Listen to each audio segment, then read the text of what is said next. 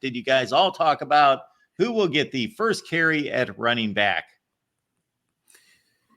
I'm going to go Travion Henderson just because team captain, 4th year senior, and I think you reward that loyalty to stay with the program. All things being equal, if he's 100% healthy, I think he's the guy.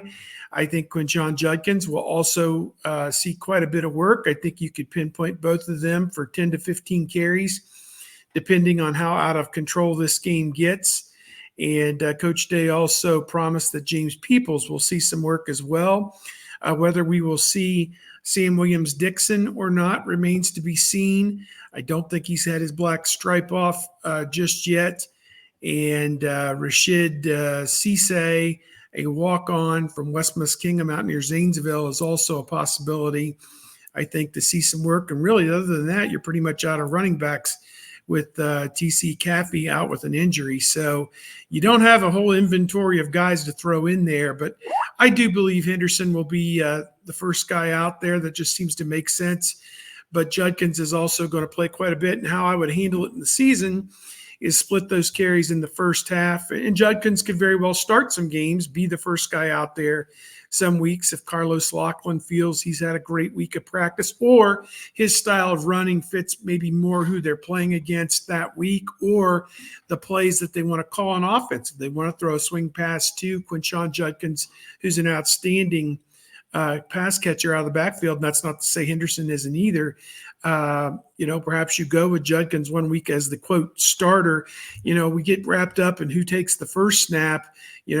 Let's get to a game later on, Oregon, Penn State, Iowa, Michigan, whatever games they may be, Nebraska, who are taking the important snaps in the fourth quarter. And that's where you're going to find out where the coaches really have their allegiances and who they really trust as the most important players on the team. Could we see some sets where they play together? That's a possibility as well. They didn't really show that at any of the practices that I was at, but I don't discount the possibility that they do that, or even go to a direct snap to one of those running backs as well, with perhaps the other running back, blocking for them, or whatever. I don't know, but they've got a lot of salary cap tied up in those two guys, I would imagine, and they want to get a ton of production out of those two guys. So, Steve, you're saying that Travion Henderson will not have that ball taken out of the game and put on his mantle as the first carry against Akron? No, I don't think there's any reason to anoint that, or you want to crown him. But I don't think that we're gonna see a big deal made about that, either with Carlos Lachlan or Quinshon Judkins. Go back to December and January. Quinshon Judkins came to Ohio State knowing that Travion Henderson had not completely closed the door. And certainly Travion Henderson eventually decided to come back to Ohio State knowing that Quinshon Judkins was going to be on the roster. So they knew each other, were on this team when the decisions were made. And again, I bring this up. This is probably the 4th or 5th time I brought it up in spring practice. I think Judkins caught a swing pass and went 80 yards for a touchdown. And in my picture in the background, I've got Henderson with the finger up, celebrating, that his guy was going the distance. So, it's one for all for one, win the national championship, and we all get paid, is kind of how I think they're viewing it. I wonder if maybe Travion Henderson gets that first carry mark, and then they give him that game ball. Ryan Day signs it. Thanks for helping us get the win over Akron. And then eventually says, I don't even know who Travion Henderson is, kind of like Jim Harbaugh does with Connor Stallions after giving him a game ball. But with the running game, I wouldn't be shocked if Emeka Ibuka is the first guy that carries the ball out of the slot there, just on some of those jet sweep stuffs. But in terms of who will get the first carry at running back, I'm going to go with Steve here and say Travion Henderson.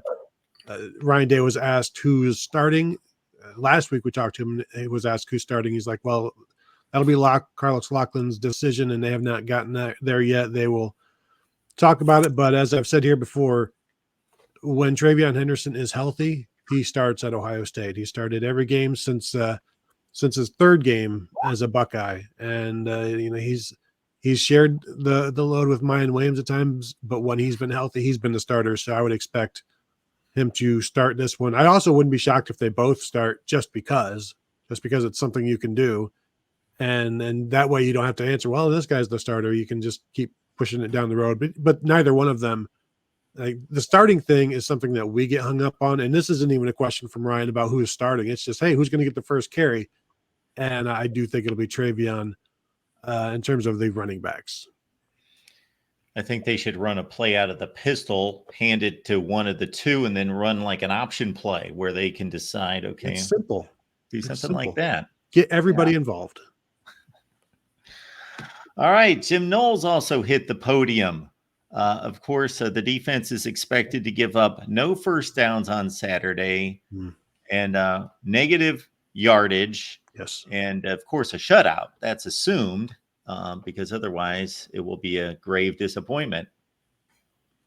Yeah, the defense better outscore Akron. Yes, that is correct. I think one of the best conversations that Knowles had was talking about the recruitment of Caleb Downs the first time and the second time in high school, and then in the transfer portal, because he was asked about his emotions on losing out the first time to Caleb Downs. Like, you got to take your emotions out of it. You got to be very businesslike, and they went into the transfer portal portion of it, treating it like a game, basically. Like, you got to be prepared because Caleb Downs, there's nobody else like him. When you present your plan for making him better, for doing this, for the defense, for the scheme, you better be on your P's and Q's. And so then I asked him, so if it's a game, if it was like a game, were you an aggressive play caller that day, or were you bend but don't break? And he's like, it reminded him of when he interviewed for the job at Oklahoma State. Mike Gundy, like, he flew in from Duke, was there for 3 hours. Mike Gundy had like 10 people in a room, and they just, he had his laptop, and they talked for like 3 hours about defense, and he left and got on a plane, never saw campus. And he said it was the same thing with Caleb Downs. Pack up the laptop, head to Georgia, sit down and talk about defense for 3 hours and get back on the plane and hope that you did the job. So, it was just interesting to see the way he compared that. But everything they talk about with Caleb Downs, like that fits. I think 2 weeks ago he said something to the effect of, he's like the smartest player in the world in terms of what you can ask from him and what he's going to give back to you. So I know they're very, very happy with him right now. College football is even more exciting with some action on the line. And the games are even better when you're cashing in. And the Voice of College Football is the place to be to get the greatest value. Let's start with my picks. 75% against the money line, 58% against the spread. I've got a 40-year track record. In fact, in 2023, at $100 played per game, you would have netted over $9,300. And guess what? I'm just the warm-up act. Steve Merrill, our ace in the hole, show stopper from Wager Talk. 6 years with the Voice of College Football, over 30 years in the industry. Steve gives us analysis on all the big games, but you can't miss Steve's weekly under-the-radar pick, which went 21-5 against the spread the last 2 seasons. I repeat, 21-5 against the spread. You also get picks from some of our top analysts here at the Voice of College Football, including Steve Dace and Matt Zemek. Become a YouTube channel member or Patreon member for just $99 per month. Go to the main channel on YouTube, click join, and select the betting tier. Do the same thing on Patreon. Make 2024 a winner now.